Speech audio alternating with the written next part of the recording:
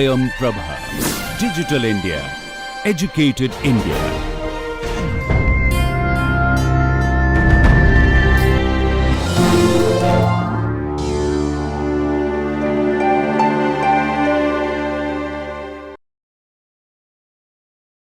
Hello and welcome back. In this video we will continue with unsupervised clustering techniques. We will look at agglomerative clustering. All the illustrations or figures in this presentation are courtesy of Intel software based on their educational software, and also the material is also inspired by Elements of Statistical Learning textbook by Tibshirani and his colleagues. So, in the previous videos we have looked at the k-means algorithm, and we saw that in order to perform unsupervised clustering we need to know the number of clusters beforehand. So, that was an input to the algorithm, and of course there were heuristics to determine the number of clusters based on the inertia or the cost function. The agglomerative clustering that we are going to look at, it is a hierarchical clustering technique. It does not really require the number of clusters a priori, but it results in what is called a dendrogram. It is like a binary tree structure where the user is free to then choose the appropriate cluster from that tree structure. We will see what that is in the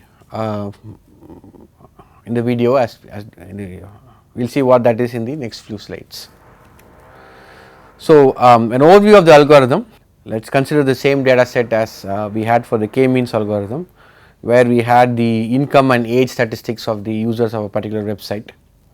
So, it is plotted and it is 2D, so it is easy to visualize. So, we have all these data points, and hierarchical agglomerative clustering starts off by finding the closest pair.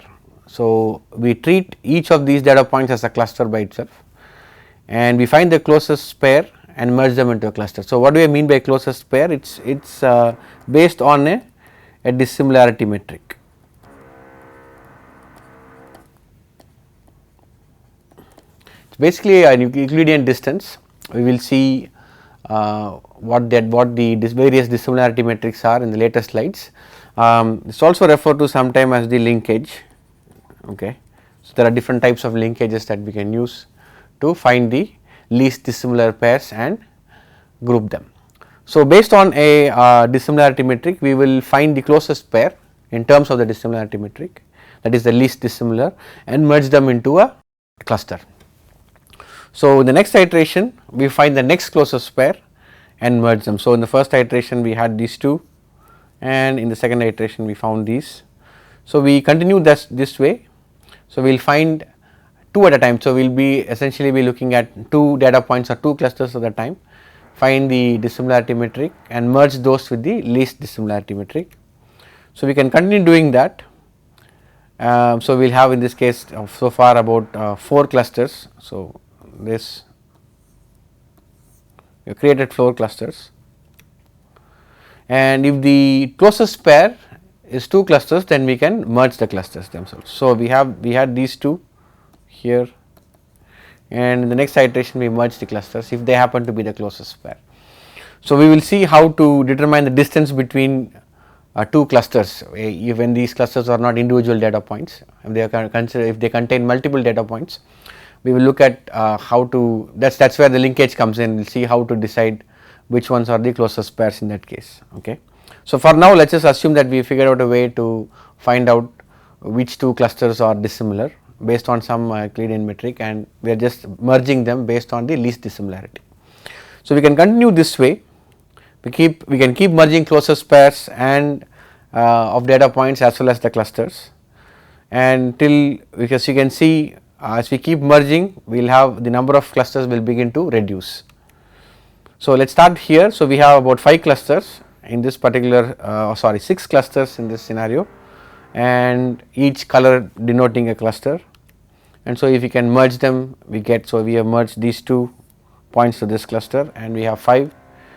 So, then we have from here to there we have 4 clusters, 3 clusters, 2 and 1.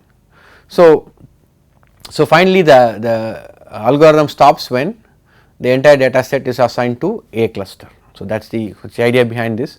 So we can start off with individual data points, pair them up based on a dissimilarity metric. The least dissimilar ones get merged into a cluster. So as we keep progressing through the data set, at some point we will have to start merging clusters also based on the dissimilarity metric, and soon at the last step of the algorithm will result in one cluster. Okay, so that will be, this is a bottom up approach. There is a top down approach also, wherein we can divide the data set based on a dissimilarity metric and keep dividing till we get to a point where each individual data point is a cluster. Okay, so these are two ways of doing it. We are looking at the bottom up approach now. So let us consider the point where we had about 5 clusters. So this is the situation, and we will see how we can actually decide on the number of clusters. Okay, so it is slightly subjective, but visually it is very appealing.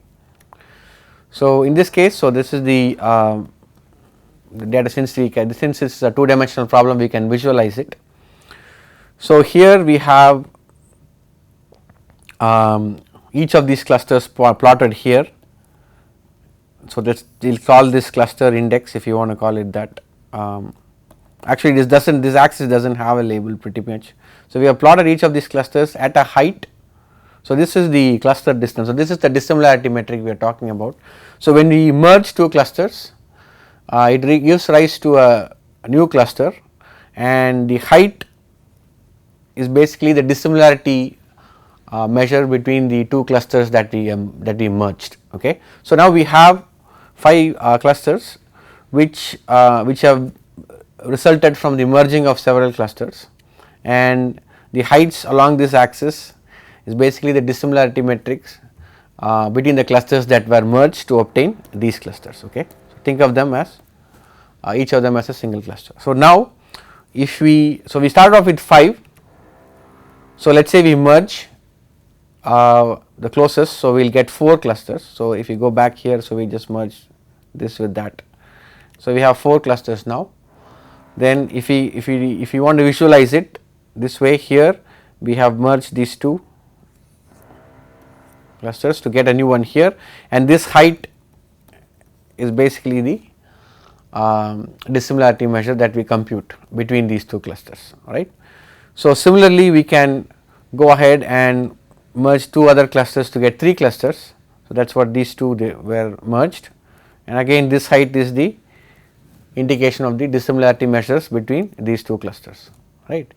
So here it is slightly intuitive in the sense that we realize that as we keep merging clusters, the dissimilarity metric keeps increasing. So it is a monotonically increasing function, because initially we would merge points which are very close to each other, and as we start to merge clusters, we will end up merging clusters which are slightly very dissimilar. So that way this height will start increasing. Okay, so that gives you a very clear idea on how we can merge the clusters, or how we can figure out how many clusters are there in the data set. So so then we can go to the point where we have about 2 clusters, and of course here this gives rise to this one, right. So finally what we can do is merge these 2 to get something here at the top, right. So then how do we do the split? So that is why we look at this grey line here.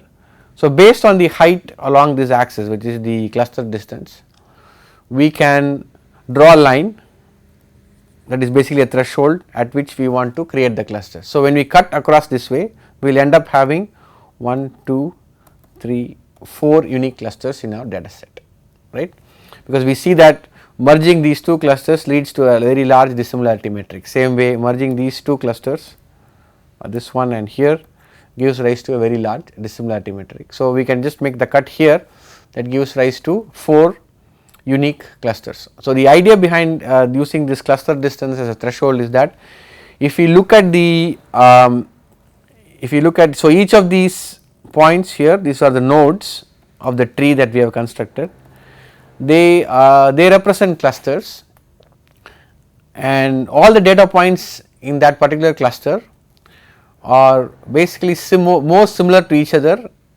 than to data points in another cluster represented by the same node at the same level basically. Okay. So we obtain this data point by combining several clusters or data points, okay, and it is plotted at the height of the dissimilarity metric that we calculated for merging those data points. Okay.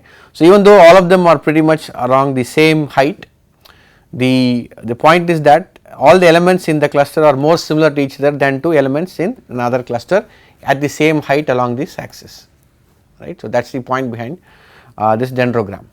So, this is what is called the dendrogram. It is basically like a binary tree, and we decide where to make the cut, so that we end up with unique clusters, right. So, how do we, so we talked about dissimilarity metric, and now we have to see how are these dissimilarity metrics calculated, right. So, basically it is just the Euclidean distance between the points. There are different types of them, so we will look at one by one. So, what do you mean by Euclidean distance? Let us say you have p features, right,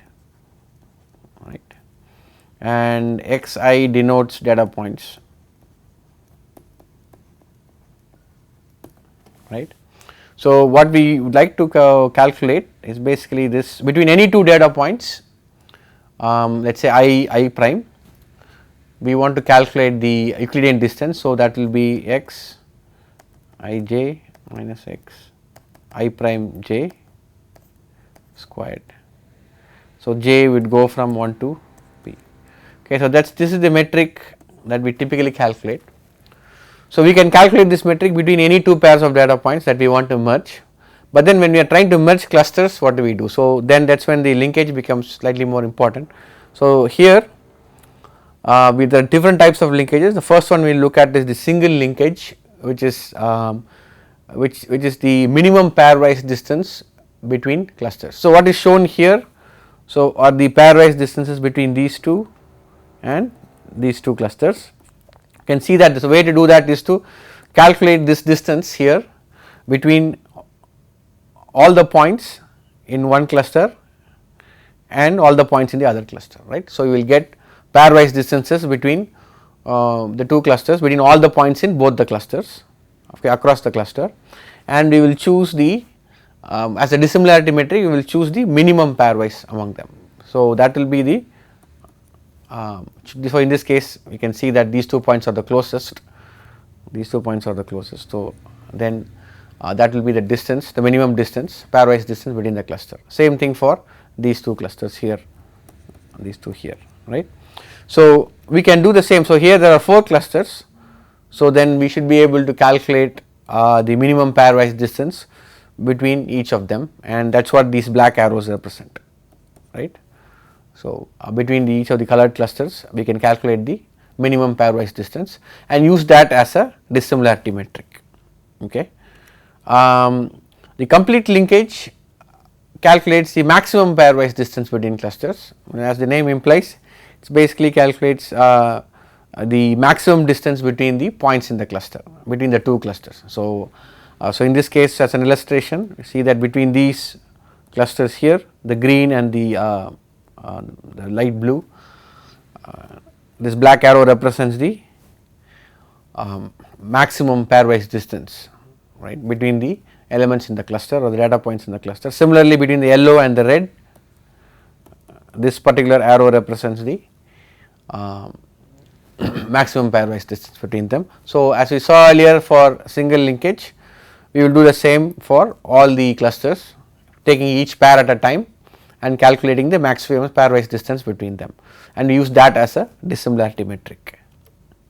So, average linkage is basically the average of the pairwise distances between the elements in the cluster, right. So, you take all the elements of cluster 1, right, and all the elements of cluster, in this case cluster 2, in this case blue and green, and you calculate the distance between all pairs of them, taking one from each cluster, and you do the average. Okay. So, it is the average, it is the if you take the individual distances and do an average of all those distances, and that is the dissimilarity metric. So, in this case it is kind of expected that this arrow here represents the average distance between the green and the blue clusters. Similarly, this arrow represents the average distance between the red and the yellow clusters. So, we can show in this plot, shows the all the average distances between all pairs of clusters. So, finally, we will come to Ward linkage or the centroid based linkage, which is merged based on best inertia. This inertia is basically what we used for the k-means algorithm.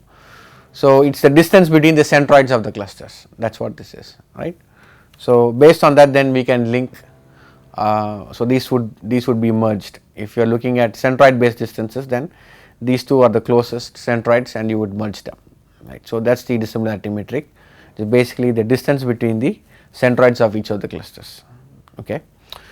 So, agglomerative clustering, to summarize, you start at the bottom, that is individual data points, you treat each individual data point as a cluster and recursively merge them a pair at a time, producing a grouping at the next highest level. So, we will have n minus 1 levels. And how do you merge the pair? You merge a pair based on the smallest dissimilarity measure between the pairs, okay. We saw the different dissimilarity measures we used, okay. The recursive grouping leads to a dendrogram or a binary tree, where the nodes representing the clusters and the root node representing the entire data set. And as I mentioned earlier, the data points in each of the nodes are more similar to each other than the data points in other nodes at the same level.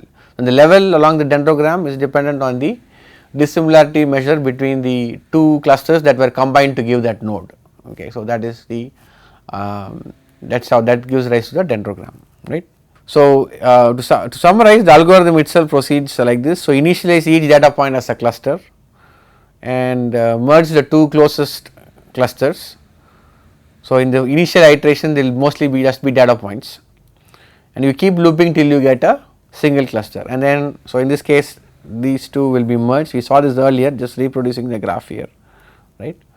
And you can, the user, it is up to the user to determine what is the ideal number of clusters. So, you can make the cut at whatever level you choose. So, for instance, you can make the cut at this level or you can make the cut at this level, okay.